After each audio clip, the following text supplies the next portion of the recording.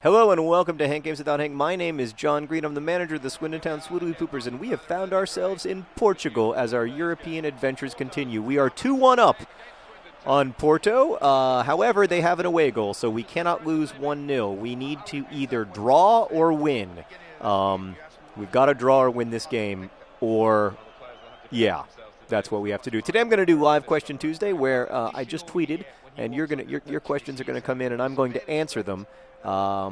And we'll see how that goes. So, and hopefully we'll win the game. We are up against Hulk, and of course, last game, Falcao, anyway, he scored. It was frustrating. He scored in the 90th minute. Otherwise, we'd be in great shape. We've got Ball John Green back. He made the trip to Portugal. Other John Green did too, but he's injured, so he's not playing. And we've also got French the Lana playing up front. All right, let's do Question Tuesday. Questions? New York style or Chicago deep dish pizza? I'm going to go New York style. I'm a Chicagoan more than I am a New Yorker, certainly, but I don't actually like that deep dish pizza. It's too deep. There's not enough pizza on it. All right, what's next?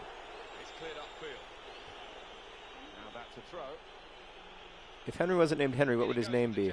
I don't know. I mean, because he is named Henry. It's very difficult. Before Henry was born, we spent all this time trying to think of a name for Henry, and then when he was born, we, immediately he sort of becomes that name, and it's impossible to imagine him as another name, and the whole process seems sort of ridiculous because, of course, like you arrived at the only place that you could have possibly arrived at. Henry's named after his great grandfather, my grandfather, and like in my mind at least, there's no other name for him. But I don't know. Maybe I don't know. I can't even remember what names we considered. I really don't remember. We talked about Isaac for a while. I keep naming people in my book Isaac, so that made sense. I don't know. Who knows? What's the next question? Favorite fictional character of all time? Maybe Huck Finn. What I love about Huck Finn is that he has this. He is a good kid living in a world with a deformed conscience, but he isn't that good of a kid, and I really like that. Generally, I like novels in which people find themselves living, trying to do. Knowing that what they're doing is wrong according to their community's definition of right and wrong, but that what they're doing is actually right. I find that really interesting. Oh, one size fits all puts that in the back of the net. 10 times out of 10. What's next? How many pairs of pants should an adult man own? I'm going to say 9. You want 4 pairs of jeans at least. You want 2 pairs of mid-quality khakis or whatever your dress pant is, whether it's khakis or sort of a nicer corduroy. Oh, that could have been special. And then you also want 1 pair of suit pants at least, maybe 2. You want 2 suits, I think, 2 total suits, and that brings you to 8. And then you want some sweatpants just for relaxation. So I'm going to say 9. Maybe you want even more pairs of jeans than 4. I don't know. I think 9 is your minimum as an adult male. But you can go all the way up to maybe 15 or 20 before it gets really weird. That's just one man's opinion. Is Hank or Fish still my favorite Hank song? No, my current favorite Hank song is actually one that he hasn't released. Oh, Offside, about My Little Ponies. I mean, Hank has so many great songs, it's hard to pick. But the Anglerfish song is definitely a great one. The Quark song is great. Osseo Deathly Hallows is the song that changed my life. So I like that one because every time I hear it, I think about how crazy it is that we've been given the gift of Nerdfighteria, thanks largely to a mix of Joe Rowling and Hank Green. But yeah, I don't know. The My Little Pony song that none of you have heard yet is pretty freaking awesome.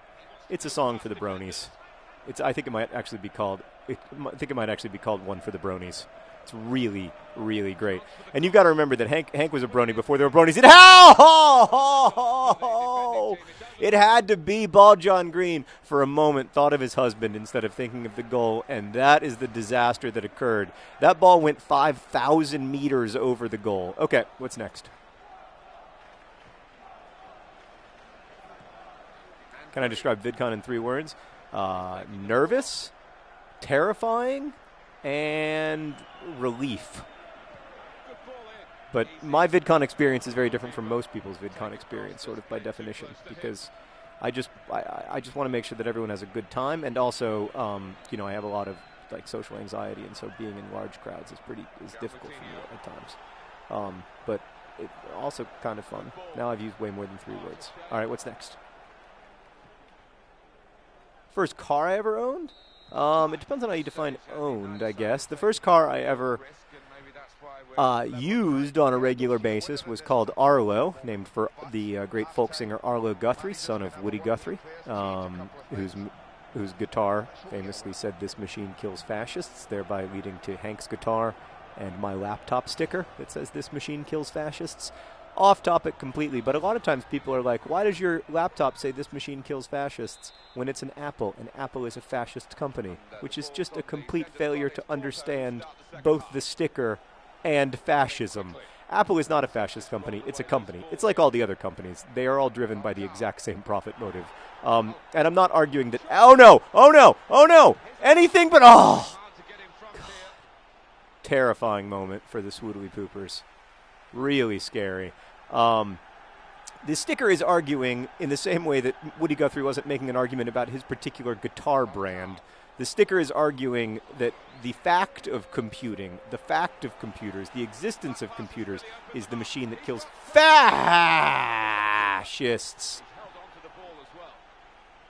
But obviously I didn't want you to pass it there. I want to have some slow build-up play for once.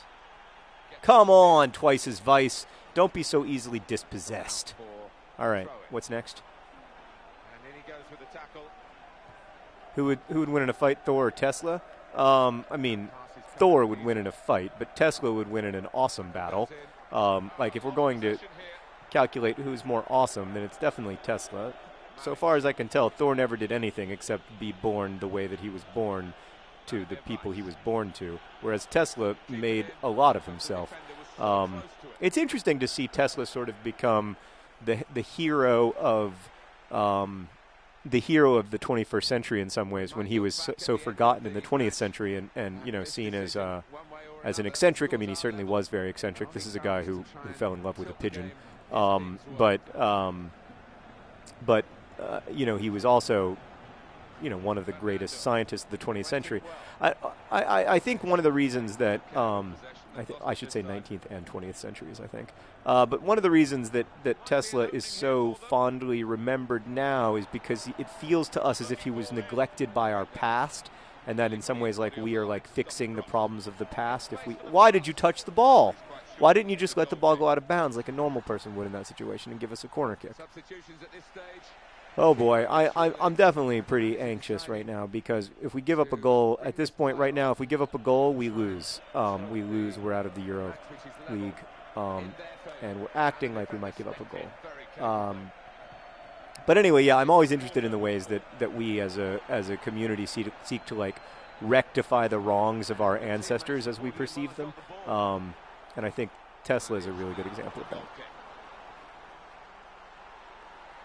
Well, Edison was a jerk, but Edison was worshipped in the 20th century, and I think that's the issue. So no one can hear what Danica's saying, so that conversation didn't make any sense. I apologize. What's the next question? Yeah, I didn't think it'd be that close, Mark, if I'm honest. I thought one. Best movie I've seen recently. I guess it depends on how you define recently. I liked The Avengers. I saw that recently. I really loved The Hunger Games, as I've talked about before. I thought The Hunger Games was really a fascinating movie. And it was really well made, and it brought out the tension between the observer and the observed in a better way than the book does. It reminded me a lot of my favorite contemporary art that makes me aware of the fact that I am a person looking at art. That may sound like that may sound like a super meta thing or whatever, That was a terrifying moment. I feel sick in my stomach. We've got to figure out a way to be a little more defensive. We've got to make some substitutions, roll out the clock a little bit. But I thought it was a really brilliant movie, and very, I was just very involved in it. I do not have. I'm going to bring in one size fits all. I think I'm going to swap out the whole. Yeah. How are these guys doing? They're all pretty tired. I'm going to do that for starters, and then I'm going to bring in Ginger Rampage. He has a soul. Don't worry. All right, so we should have a slightly refreshed back line now. But do we want to make our last substitution now? No, we're going to wait. We're going to wait till like the 88th minute and run some time off the clock. Okay, next question. So while Danica's finding that, I will say one more thing about the Hunger Games, which is that when you're reading the book, you sympathize only with, or primarily with Katniss. I think that's true in the movie too. But in the movie, you're made aware of the fact that you are not a resident of District 12. At least the vast majority of the people watching the movie are not residents of District 12. We're residents of the capital. And I thought that was really, oh God, really, really well done. And, oh, it's a third-degree burner. A huge burner. Ricardo Bunsen Burner with the burner of his career. Oh, it was beautiful. Thank you, Ricardo Bunsen Burner, for saving our season. That's literally $1 million save, probably, because if he gets us to the next round of the Euro League Cup with that, it's potentially an extra $1 million to the Swoodley Poopers. I mean, that is, oh God. Oh, not a penalty. Not a penalty. Not a penalty. Not. Okay. All right. What did I get a yellow card for? For being naughty? Outside the box? I was naughty outside the box? Okay. As long as okay. All right. Everything's fine. Everything's fine. Oh, it's nervous. Oh, God. Oh, all right. Give me another question, Danica. How's Willie? Willie's doing great. Willie, Willie has calmed down a lot in his middle age. He's now almost 5 years old, and he's a really cool dog, and he really, he has a very complicated relationship with Henry. Oh, I almost scored there. He has a really complicated relationship with Henry, just because, Ricardo, thank you. We're going to make our last substitution here because it's the 90th minute, and we're trying to kill time. Who are we going to bring out? We're going to do that. Okay. No hurry, guys.